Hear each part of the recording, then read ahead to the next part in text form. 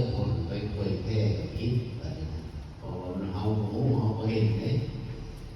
ปฏิบัติก็ต้องเพื่อให้เกิดผลปฏิเวทศาสนาเกิดผลขึ้นในจิตในใจเหตุที่สี่ในวันการเหตุที่ห้า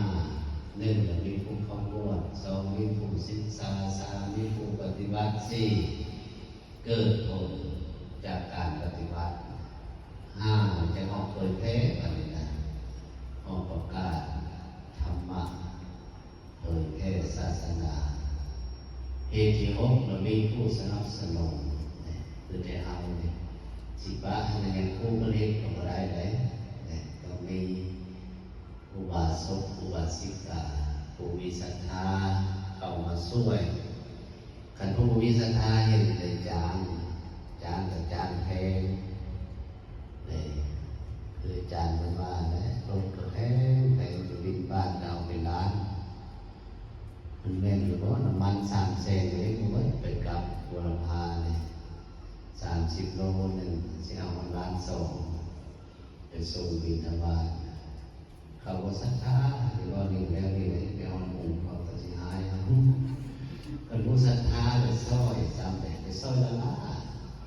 เอาบุญจะดีกว่าเงินเดี๋ยวก็เบิดเอาบุญจะดีกว่าอะไรบอกคืออาจารย์ไปเดินรถ4-5 คันบริจาคแค่คันได้เดี๋ยวเขามาซอยละละเนี่ยผู้มาขับก็ซอยละละแต่ก็ผู้จ้างก็นี้แต่ก็เล็กน้อยฉะนั้นเนี่ยว่าเหตุปัจจัยที่ในศาสนาจะมีอยู่6 ประการ1มีผู้เข้าบวช2มีผู้ศึกษา3มีผู้ปฏิบัติ4เกิดผลจากการปฏิบัติของเฮาทานทั้งหลาย5เลยเผยแพร่แต่ถ้าบ่เผยแพร่ก็บ่เจริญได้นี่คือเฮาปฏิบัติธรรมแล้วก็ต้องไปเผยแพร่ต้องไปเอิ้นผู้อื่นมาเบิ่งมาเฮ็ดมาปฏิบัติข้อสุดท้ายมีผู้สนับสนุนคิดในศาสนาแต่6 อย่างนี้โครงการนี้จะเกิดทั้ง6 อย่างโครงการแต่เรานี่นะจัดโครงการขึ้นมาแล้วมีผู้บวชมีผู้ศึกษามีผู้ปฏิบัติที่อยู่วัดก็ได้เพิ่นนำมาได้ต้องเรียกว่าศึกษาปฏิบัติภาคสงฆ์ที่เหลือนะเฮ็ดให้มันเกิดผลอย่างอีก3 วันให้มันเกิดสิ่งใดสิ่งหนึ่งเอาในอนาคตเพราะว่าเฮาในตายจะต้องเกิดใหม่ก็ทำวันได้ความเป็นอรหันตผลอย่างน้อยก็ถึงขั้นอนาคามีเป็นปุระสังโยชน์5แล้วจะเกิดอีกเป็นผู้กลับมาสู่ความเป็นอย่างนี้ที่เหลือต้องกลับมาเกิดอีกเกิดสิเกิดอยู่ได้ก็ใส่บุญและบาปของเฮาคือเฮาท่านทั้งหลายมาสร้างคุณงามความดีสร้างเทศสร้างบุญเพื่อให้เป็นบุญยักษ์สังขารในอนาคตในเวลาต่อไปในทางที่เกิดใหม่ขอให้เกิดเป็นบุญมีบุญเป็นที่ไปเฮาก็ปลอดภัยเฮาก็เป็นผู้เจริญเฮาก็เป็นผู้มีความสุขบุญเป็นชื่อของความสุขผลของบุญนั่นแหละแล้วก็มีความสุขมีความสำเร็จบุญนี้เป็นของที่มหัศจรรย์มนุษย์และเทวดาแม้แต่บัดนี้ก็อาศัยบุญมีแล้วแนวดีกับป้องใส่ประมาณขัดบุญก็ได้เลยนะแนวขี้หายมันได้โอ้มันแม่นอยู่ว่าขัดบุญมีไปขี้ก็เห็นเฮ็ดอะไรนะผู้เฒ่าอะไรไปขี้นั้นก็เห็นพวกโง่ง่ายนะคนก็เปลี่ยนเป็นข้าวเป็นคนก็ไม่คือมันตั้งเพิ่มเลยคือมันตั้งอะไรที่แต่ว่าเหตุการณ์ไปเหยียบขี้ก็เป็นว่าโลดตั้งแล้วมาเดียวนี้ด้วยเมนเลยเราต้องเกิดต้องแก่ต้องเจ็บต้องตายพระเจ้าเขาก็ยังเป็นของบวชย้อนเกินไปอีกประมาณ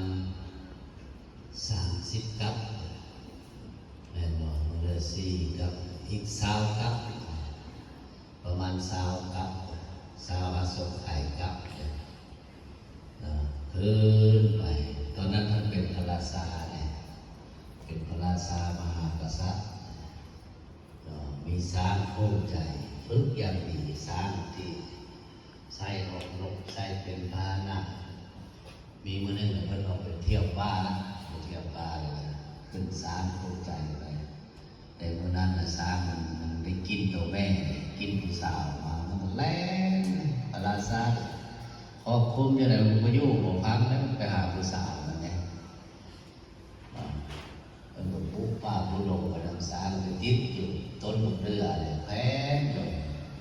เป็นต้นมะเดื่อช้างมันไปหนีจากเพิ่นไปหาผู้สาวนั้นหาตัวแม่พระราชาเลยตอนนั้นพระเจ้าเป็นพระราชาเด้ชาตินั้น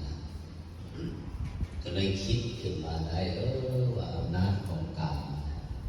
อนาคตสร้างมาฝึกอย่างดีสิตีแล้วมันก็สนแล้วมันปลากันไปเลยมันแล่นเข้าป่าไปหาผู้สาวมันเนี่ยพระพุทธเจ้าตอนนั้นเป็นพระราชาอะไรคิดว่ากรรมทั้งหลายมีโทษมีอำนาจเป็นสัตว์ทั้งหลายเนี่ยบกพร่องไม่กระทั่งเจ้าของก็เลยคิดว่าเฮานี่สิบำเพ็ญบารมีสร้างความดีเพื่อออกจากกายเนี่ยก็เลยคิดแต่ตั้งปฐมจิตคิดเป็นพระโพธิสัตว์เป็นผู้บำเพ็ญเพียรบารมีเพื่อเป็นพระพุทธเจ้าในกับนั้นนะคิดโดยจิตโดยใจเจ็ดอสงไขยได้คิดอยากเป็นพระพุทธเจ้าได้คิดแต่ว่าแหละปฐมจิตนะว่าแม่อยู่ๆก็จะเป็นตัวใดคิดแล้วก็สร้างความดีสร้างบารมีมาเจ็ดอสงไขยมาเองอสงไขยที่แปดเกิดเป็นลูกสาวพระโมงเนี่ยเกิดเป็นลูกพ่อค้าสาวพระโมงหาปูหาปลาค้าขายเนี่ยสร้างนั่นแหละเมื่อลงเมื่อสะเพาแตกพระโพธิสัตว์ชาตินั้นกับมีแม่ใบนางเนี่ยแพแตกอยู่ทะเลมันก็ลอยเบรกแม่ตัวเองนะเบรกแม่ยันแม่จมน้ำเลยทุกข์เลยเกิดเสียงฮอดฟังคิดลอยไปน้ำคิดไปน้ำเนาะสู้เอาแม่ตัวเองไปน้ำก็เลยคิดกันเท้าข้ามได้แล้วก็เสียผู้อื่นข้ามเปล่งวาจาออกมาอีกเก้าอสงไขยเป็น11อสงไขยเนี่ยอสงไขยนี่มันนับปีก็ได้เนี่ยนับกับนับกันก็ได้ตายเกิดอย่างไรเพราะว่าอสงไขยนับอะไรจะได้17อสงไขยแม่นบอก7กับ9เป็น16เนาะ16อสงไขยจังนั้นถึงพยากรณ์จากพระพุทธเจ้าที่ก่อนพระพุทธเจ้าองค์ที่4นะถ้าย้อนขึ้นไปสู่นักกับมีพระพุทธเจ้าทรงพระนามว่าองค์ที่1นะที่1การทำก่อนองค์ที่1เนี่ยจะสู่นักกับมาถั่วย่างกลางมันเอามานะถั่วย่างกลางมันน้อยมีทั้งก่อนองค์ที่2องค์ที่3และสารน้ำก่อนองค์ที่4และที่ก่อนเลยพระเจ้าองค์ที่4เป็นพระก่อนพระพุทธเจ้าองค์ปัจจุบัเอานถั่วเท่านี้มาเนี่ยว่าอีกแล้วถั่วเท่านี้มาแสนมหาครับดาวบดลุ่มคนนี้สิเป็นพระพุทธเจ้า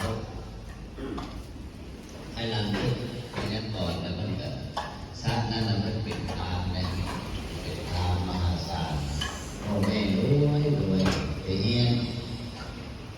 แล้วพ่อแม่ตายทุกจันทร์ตายมาลงไปน้ำมาหาสมบัติ